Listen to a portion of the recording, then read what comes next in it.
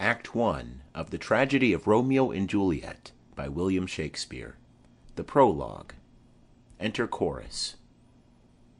Chorus. Two households, both alike in dignity, in fair Verona where we lay our scene, from ancient grudge break to new mutiny, where civil blood makes civil hands unclean. From forth the fatal loins of these two foes, a pair of star-crossed lovers take their life, whose misadventured piteous overthrows doth with their death bury their parents' strife. The fearful passage of their death-marked love, and the continuance of their parents' rage, which but their children's end naught could remove, is now the 2 hours' traffic of our stage, the which, if you with patient ears attend, what here shall miss, our toil shall have strive to mend. Exit. Act One, Scene 1. Verona, a public place. Enter Samson and Gregory, with swords and bucklers, of the house of Capulet. Samson. Gregory, on my word, will not carry coals. Gregory. No, for then we should be colliers. Samson. I mean, and we be in choler, will draw. Gregory. Ay, while you live, draw your neck out of a collar. Samson. I strike quickly, being moved. Gregory. But thou art not quickly moved to strike. Samson. A dog of the house of Montague moves me. Gregory. To move is to stir, and to be valiant is to stand. Therefore, if thou art moved, thou runnest away. Samson. A dog of that house shall move me to stand. I will take the wall of any man or maid of Montague's. Gregory. That shows thee a weak slave, for the weakest goes to the wall. Samson. 'Tis true, and therefore women being the weaker vessels are ever thrust to the wall. Therefore I will push Montague's men from the wall, and thrust his maids to the wall. Gregory. The quarrel is between our masters and us their men. Samson. 'Tis all one. I will show myself a tyrant when I have fought with the men. I will be cruel with the maids. I will cut off their heads. Gregory. The heads of the maids? Samson. Ay, the heads of the maids, or their maiden heads. Take it in what sense thou wilt. Gregory. They must take it in the sense that feel it. Samson. Me they shall feel while I am able to stand, and 'tis known I am a pretty piece of flesh. Gregory. 'Tis well thou art not fish. If thou hadst been poor John. Draw thy tool. Here comes 2 of the house of Montague's. Enter 2 other serving men, Abram and Balthazar. Samson. My naked weapon is out. Quarrel. I will back thee. Gregory. How? Turn thy back and run? Samson. Fear me not. Gregory. No, marry, I fear thee. Samson. Let us take the law of our sides. Let them begin. Gregory. I will frown as I pass by, and let them take it as they list. Samson. Nay, as they dare. I will bite my thumb at them, which is disgrace to them, if they bear it. Abram. Do you bite your thumb at us, sir? Samson. I do bite my thumb, sir. Abram. Do you bite your thumb at us, sir? Samson, aside to Gregory. Is the law of our side if I say I? Gregory, aside to Samson. No. Samson. No, sir, I do not bite my thumb at you, sir, but I bite my thumb, sir. Gregory. Do you quarrel, sir? Abram. Quarrel, sir? No, sir. Samson. But if you do, sir, am for you, I serve as good a man as you. Abram. No better. Samson. Well, sir. Enter Benvolio. Gregory, aside to Samson. Say better. Here comes one of my master's kinsmen. Samson. Yes, better, sir. Abram. You lie. Samson. Draw, if you be men. Gregory, remember thy swashing blow. They fight. Benvolio. Part, fools! Beats down their swords. Put up your swords, you know not what you do. Enter Tybalt. Tybalt. What, art thou drawn among these heartless hinds? Turn thee, Benvolio, look upon thy death. Benvolio. I do but keep the peace. Put up thy sword, or manage it to part these men with me. Tybalt. What, drawn and talk of peace? I hate the word, as I hate hell, all Montagues, and thee. Have at thee, coward! They fight. Enter an officer and 3 or 4 citizens with clubs or partisans. Officer. Clubs, bills, and partisans! Strike! Beat them down! Citizens. Down with the Capulets! Down with the Montagues! Enter old Capulet in his gown, and his wife. Capulet. What noise is this? Give me my long sword. Ho! Wife. A crutch, a crutch! Why call you for a sword? Capulet. My sword, I say. Old Montague is come, and flourishes his blade in spite of me. Enter old Montague and his wife. Montague. Thou villain Capulet, hold me not, let me go. Montague's wife. Thou shalt not stir 1 foot to seek a foe. Enter Prince Escalus with his train. Prince. Rebellious subjects, enemies to peace, profaners of this neighbour-stained steel, will they not hear? What, ho! You men, you beasts, that quench the fire of your pernicious rage with purple fountains issuing from your veins! O pain of torture from those bloody hands! Throw your mistempered weapons to the ground, and hear the sentence of your moved prince. 3 civil brawls, bred of an airy word, by thee, old Capulet, and Montague, have thrice disturbed the quiet of our streets, and made Verona's ancient citizens cast by their grave beseeming ornaments to wield old partisans, and hands as old, cankered with peace, to part your cankered hate. If ever you disturb our streets again, your lives shall pay the forfeit of the peace.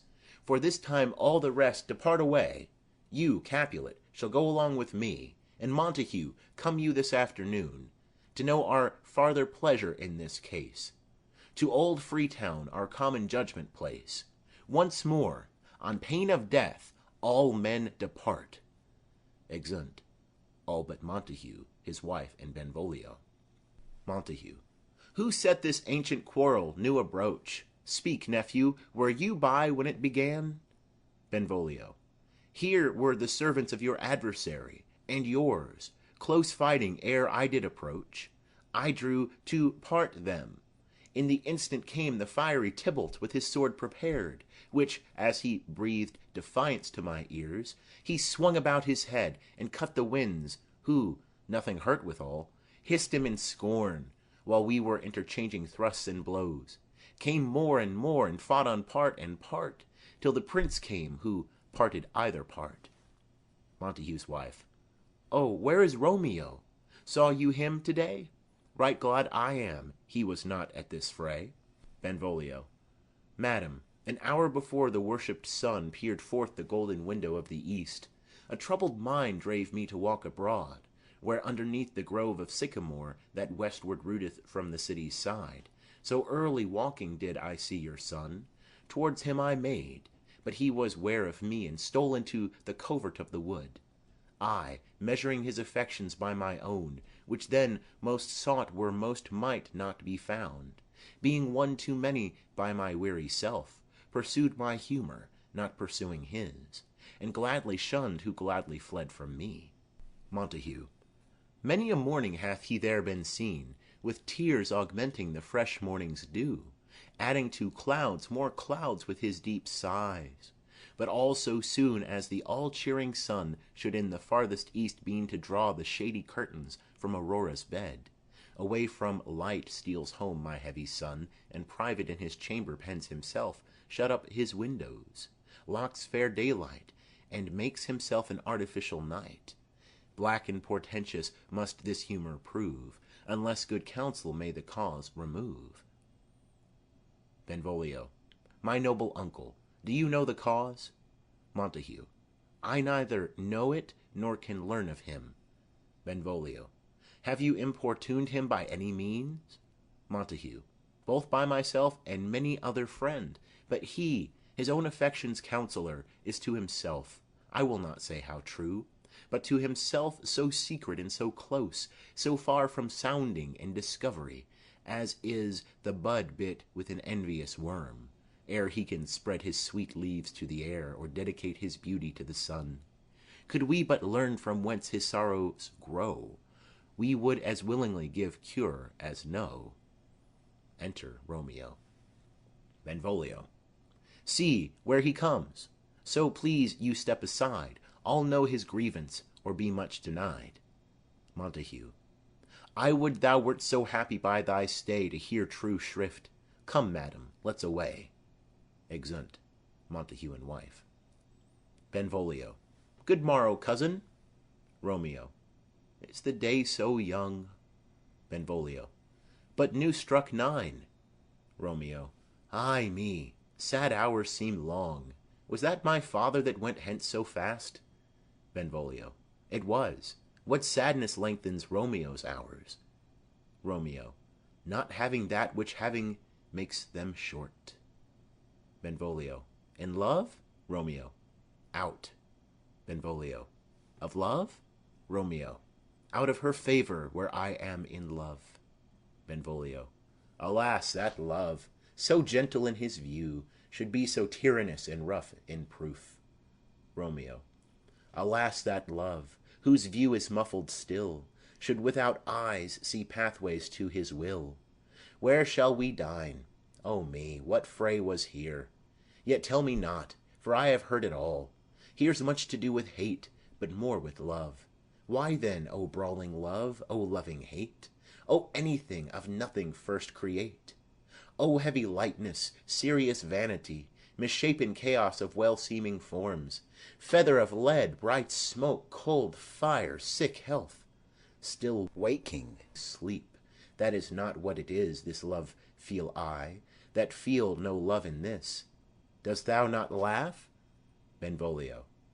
No, coz, I rather weep. Romeo.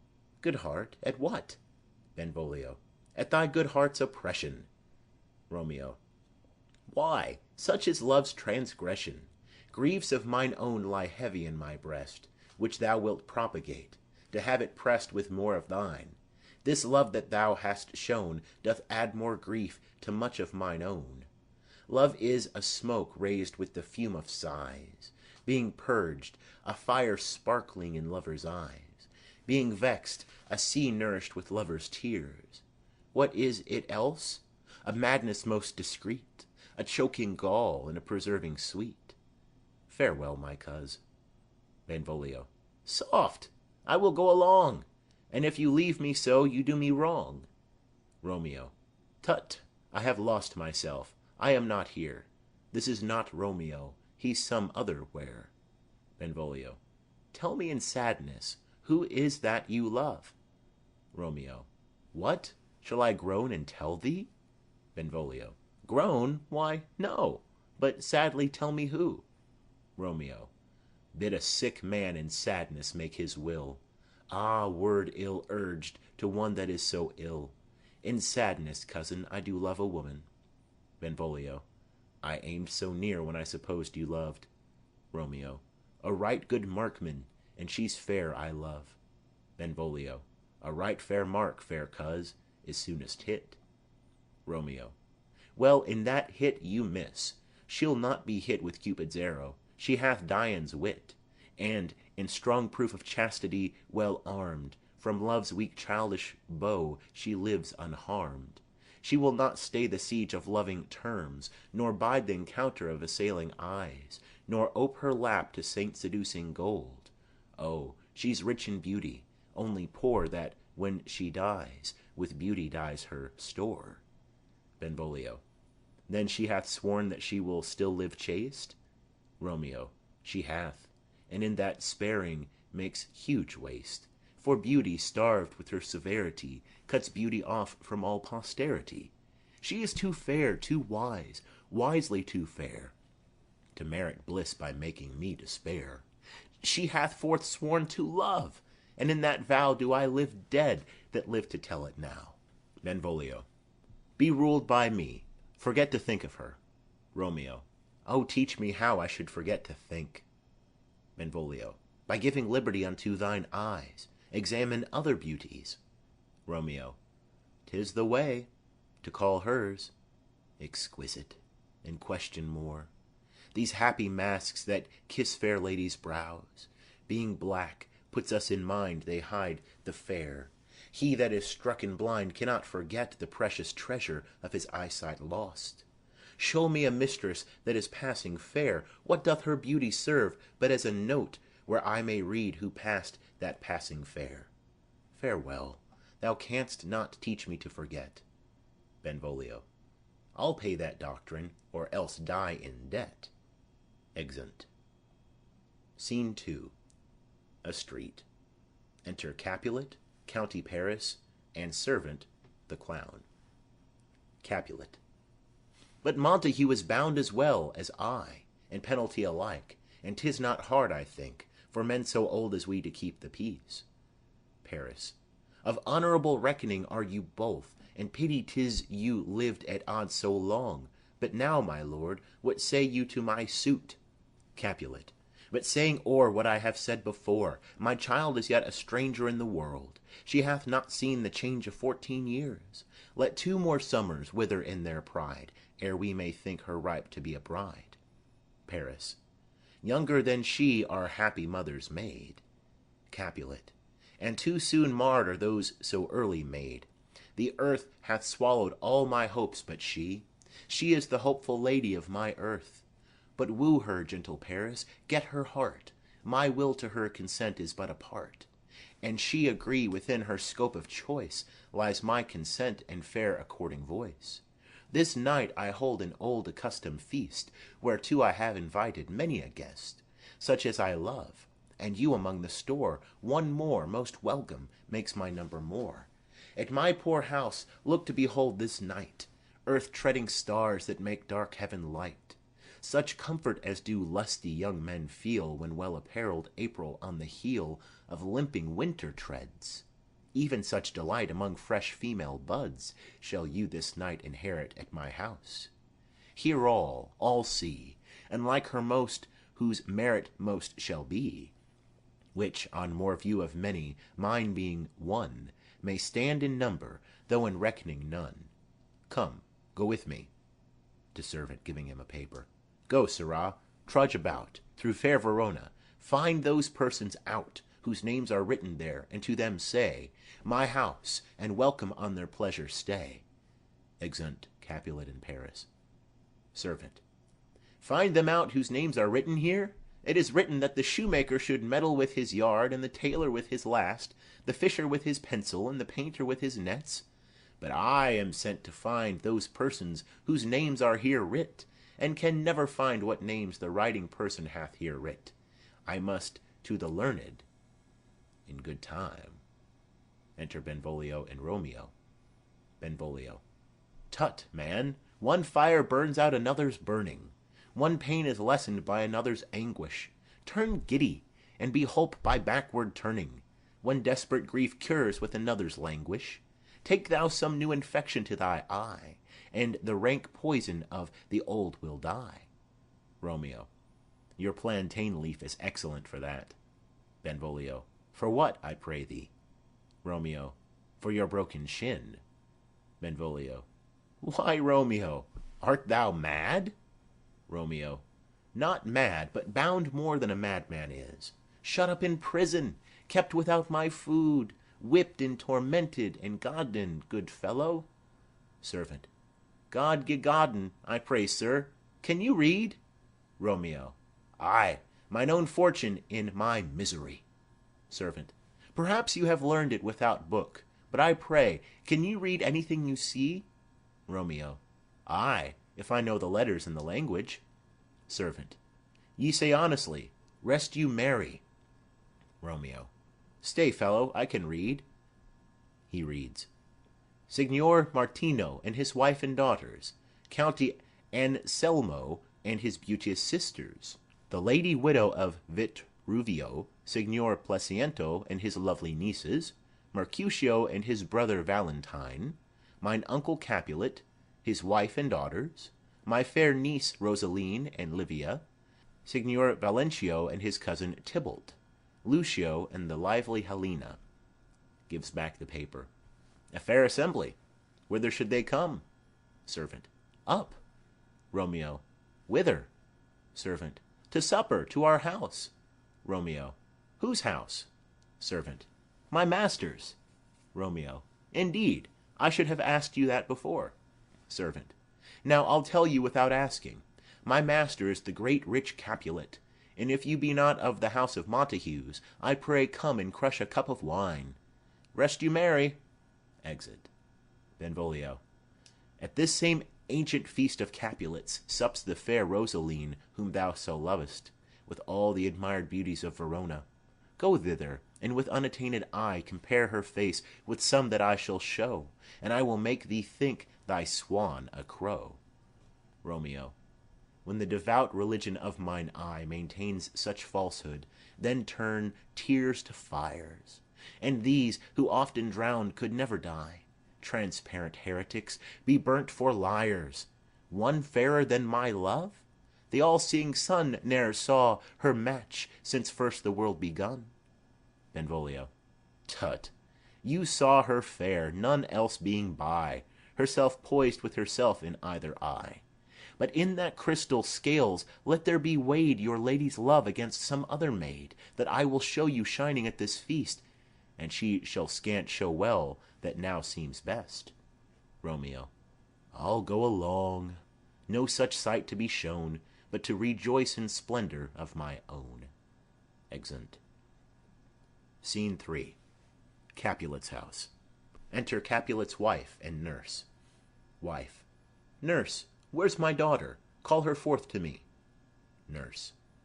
Now by my maidenhead at 12-year-old I bade her come. What, lamb? What, ladybird? God forbid, where's this girl? What, Juliet? Enter Juliet.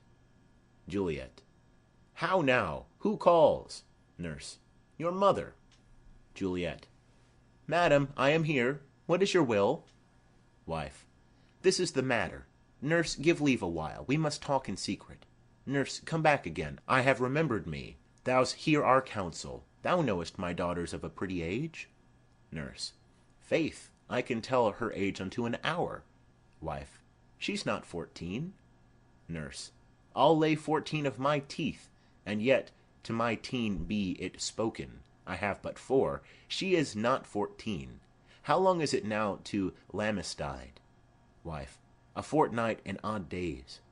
Nurse. Even or odd, of all days in the year, come Lammas Eve at night, shall she be 14. Susan and she, God rest all Christian souls, were of an age. Well, Susan is with God. She was too good for me. But as I said, on Lammas Eve at night shall she be 14. That shall she marry.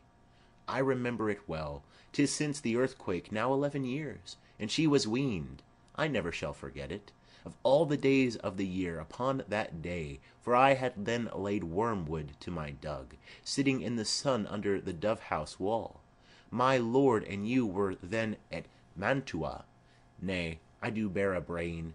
But, as I said, when it did taste the wormwood on the nipple of my dug, and felt it bitter, pretty fool, to see it Techian fall out with the dug. Shake, quoth the dove-house. 'Twas no need, I trow, to bid me trudge.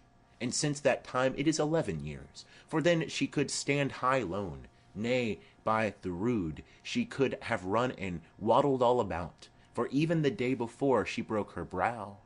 And then my husband, God be with his soul, was a merry man, took up the child. Yea, quoth he, dost thou fall upon thy face? Thou wilt fall backward when thou hast more wit. Wilt thou not, Jule? And by my holidem, the pretty wretch left crying, and said, Ay.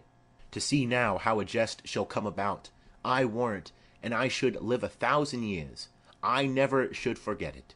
Wilt thou not, Jule? Quoth he. And pretty fool, it stinted and said, Ay. Wife. Enough of this. I pray thee hold thy peace. Nurse.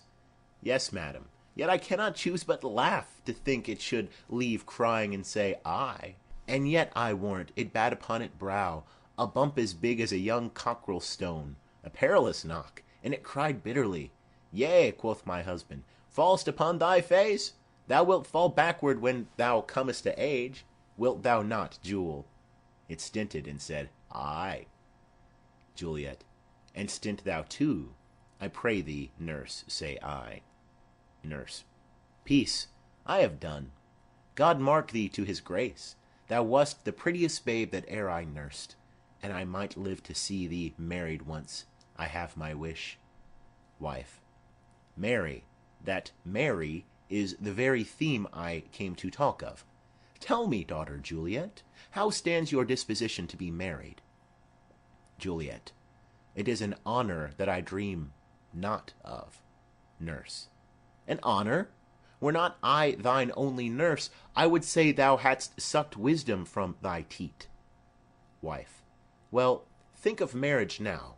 Younger than you, here in Verona, ladies of esteem are made already mothers.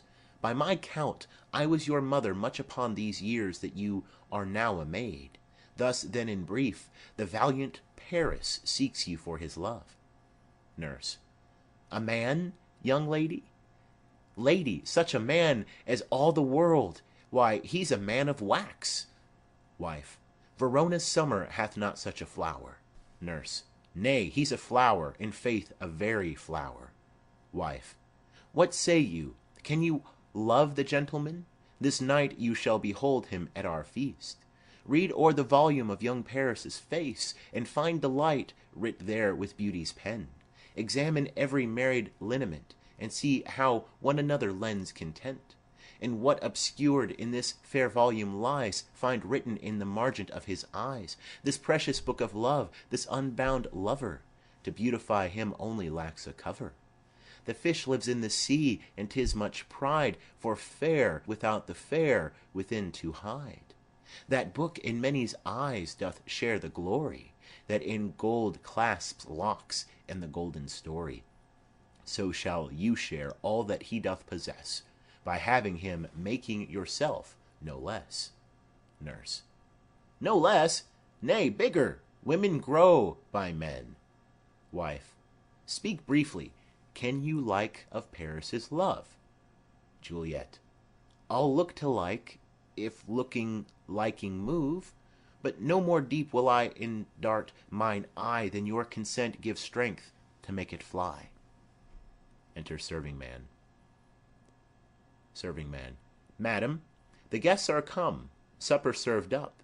You called, my young lady asked for, the nurse cursed in the pantry, and everything in extremity. I must hence to wait. I beseech you follow straight. Wife. We follow thee. Exit serving man. Juliet, the county stays. Nurse. Go, girl, seek happy nights to happy days. Exeunt. Scene 4. A street. Enter Romeo, Mercutio, Benvolio, with 5 or 6 other maskers, torchbearers. Romeo. What? Shall this speech be spoke for our excuse, or shall we on without apology? Benvolio. The date is out of such prolixity. We'll have no Cupid hoodwinked with a scarf, bearing a Tartar's painted bow of lath, scaring the ladies like a crow-keeper, nor no without-book prologue faintly spoke after the prompter for our entrance. But let them measure us by what they will. We'll measure them a measure, and be gone. Romeo. Give me a torch. I am not for this ambling, being but heavy. I will bear the light. Mercutio. Nay, gentle Romeo, we must have you dance. Romeo. Not I, believe me. You have dancing shoes. With nimble soles, I have a soul of lead. So stakes me to the ground I cannot move. Mercutio. You are a lover. Borrow Cupid's wings and soar with them above a common bound. Romeo.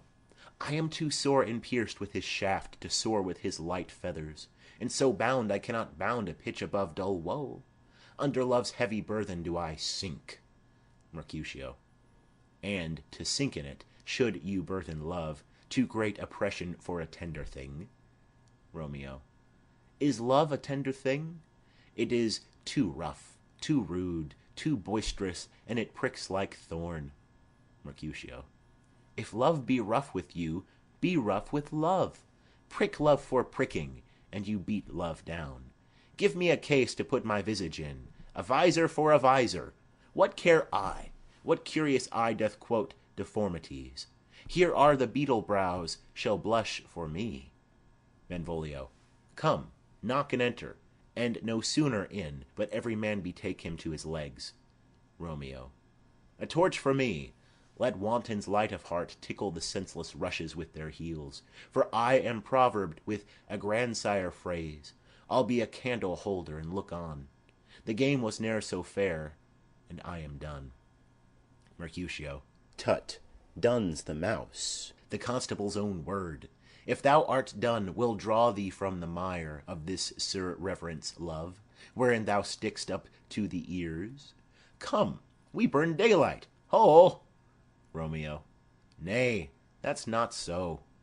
Mercutio. I mean, sir, in delay. We waste our lights in vain, like lamps by day. Take our good meaning, for our judgment sits 5 times in that, ere once in our 5 wits. Romeo.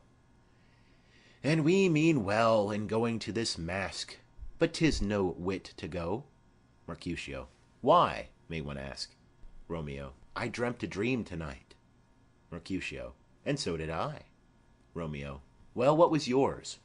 Mercutio. That dreamers often lie. Romeo. In bed asleep, while they do dream things true. Mercutio. Oh, then I see Queen Mab hath been with you. She is the fairy's midwife, and she comes in shape no bigger than an agate stone on the forefinger of an alderman, drawn with a team of little atomies, athwart's men's noses as they lie asleep. Her wagon spokes made of long spinners' legs, the cover of the wings of grasshoppers, her traces of the smallest spider's web, her collars of the moonshine's watery beams, her whip of cricket's bone, the lash of film, her wagoner a small grey-coated gnat, not half so big as a round little worm pricked from the lazy finger of a maid. Her chariot is an empty hazel-nut, made by the joiner squirrel or old grub, time out a mind the fairies' coachmakers. And in this state she gallops night by night through lovers' brains, and then they dream of love, or courtiers' knees that dream on kerseys straight, or lawyers' fingers who straight dream on fees, or ladies' lips who straight on kisses dream, which oft the angry Mab with blisters plagues, because their breaths with sweetmeats tainted are. Sometimes she gallops o'er a courtier's nose, and then dreams he of smelling out a suit. And sometime comes she with a tithe-pig's tail, tickling a parson's nose as a lies asleep. Then dreams he of another benefice. Sometimes she driveth o'er a soldier's neck. And then dreams he of cutting foreign throats, of breaches, ambuscados, Spanish blades, of healths 5 fathom deep. And then anon drums in his ear, at which he starts and wakes, and being thus frightened, swears a prayer or 2 and sleeps again.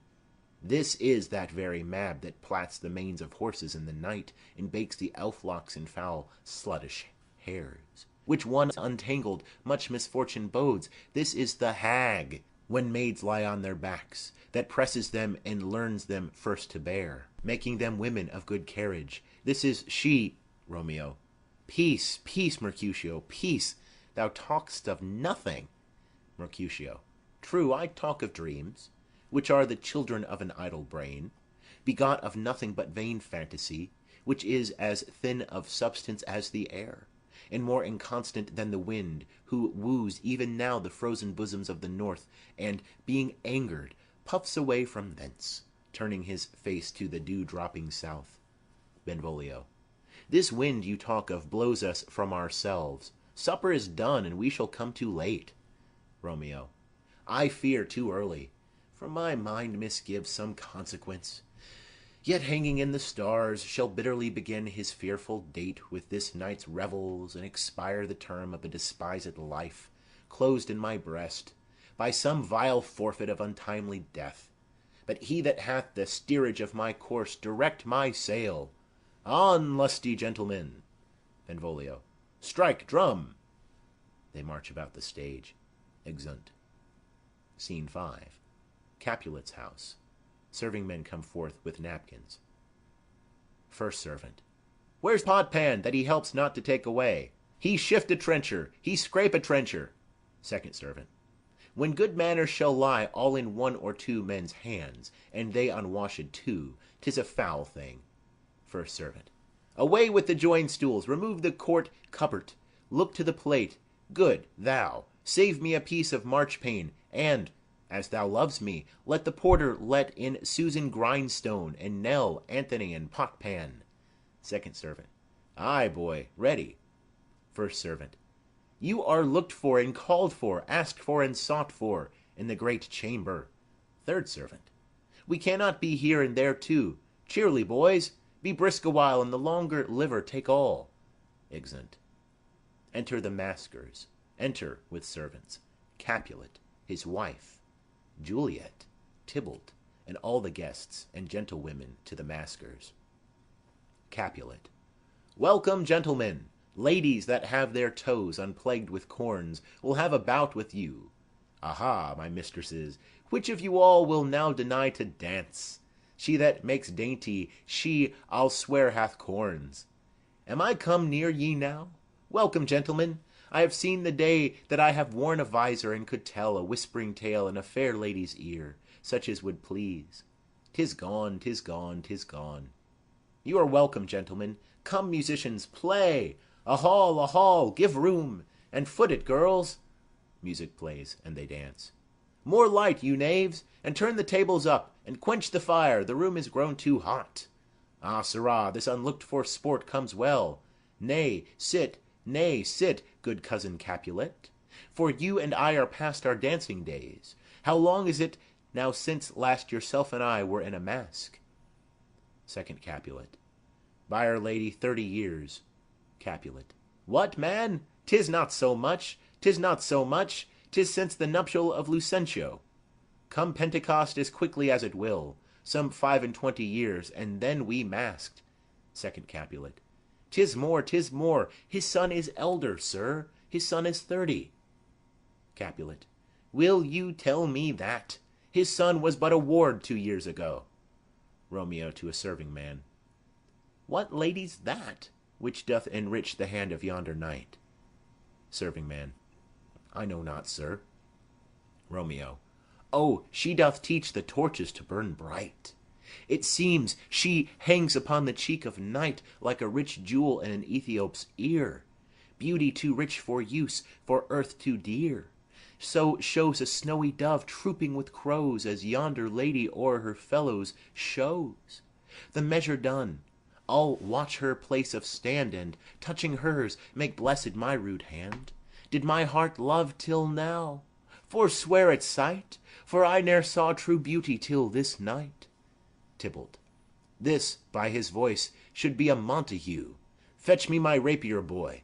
What dares the slave come hither, covered with an antic face, to fleer and scorn at our solemnity? Now, by the stock and honour of my kin, to strike him dead I hold it not a sin. Capulet. Why? How now, kinsman? Wherefore storm you so? Tybalt. Uncle, this is a Montague, our foe, a villain that is hither come in spite, to scorn at our solemnity this night. Capulet.